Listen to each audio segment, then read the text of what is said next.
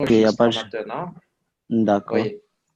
Donc, ça, c'est un raccourci très simple. Bon, j'ai trop d'images ici. Je vais juste chercher, alors, l'image du FDA, contenu pour site.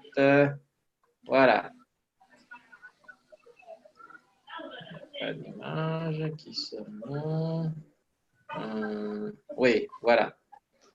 Disons que je veux travailler,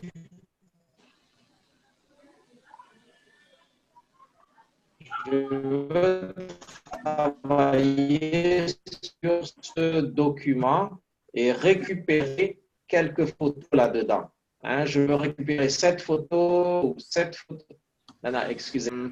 Ce fichier a une certaine taille. Ce n'est pas le bon exemple du tout. Voilà, agriculture. Donc là, vous avez toute une série de photos. Je prends celui-là, par exemple. C'est une très belle photo. Malheureusement, je ne peux pas l'utiliser dans mon site web parce que tout simplement, si je regarde sa taille, eh bien, c'est un fichier qui fait 4,5 mégas. Oui. Donc, comme ça, c'est trop lourd, il faut absolument que je le compresse. Alors, la façon de compresser, c'est lorsque une fois vous avez installé Image Resizer, vous cliquez droité sur la photo et vous avez redimensionné les images. Redimensionner les images. Donc, avec redimensionner image, vous avez ensuite une petite fenêtre qui apparaît comme ceci et vous pouvez préciser la taille. Est-ce que c'est de petite taille que vous voulez le redimensionner ou moyen ou grand,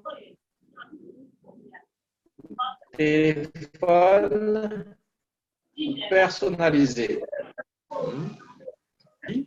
Et il me suffit de cliquer redimensionner et voilà, j'ai une autre version de la même photo mais petite.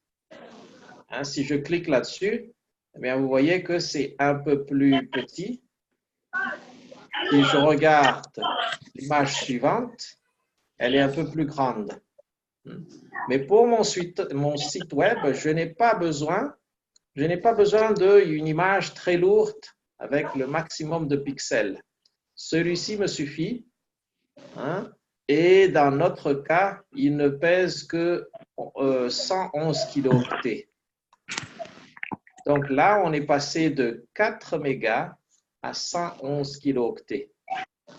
Et 111 kilooctets, ça passe beaucoup mieux sur un site web.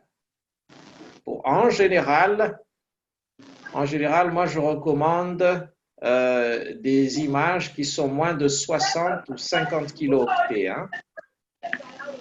Il ne faut pas utiliser des photos qui sont trop grandes parce que plus le chargement de votre écran est lent, plus les gens vont éviter de rester sur cette page, ils vont zapper et passer directement à d'autres pages.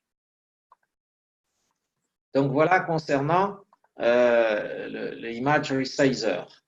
Il faut juste cliquer droite et ensuite redimensionner les images, choisir la taille qui vous convient ou personnaliser et ensuite redimensionner. Bon, là, vous avez un double de l'image, celle qui est petite et celle qui est originale.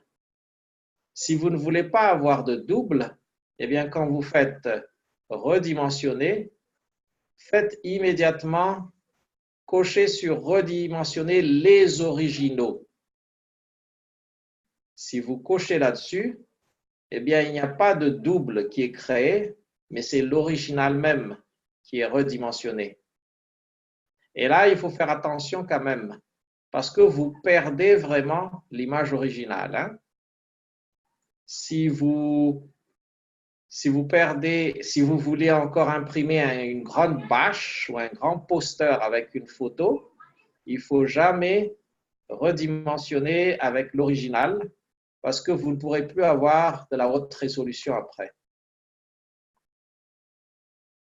OK?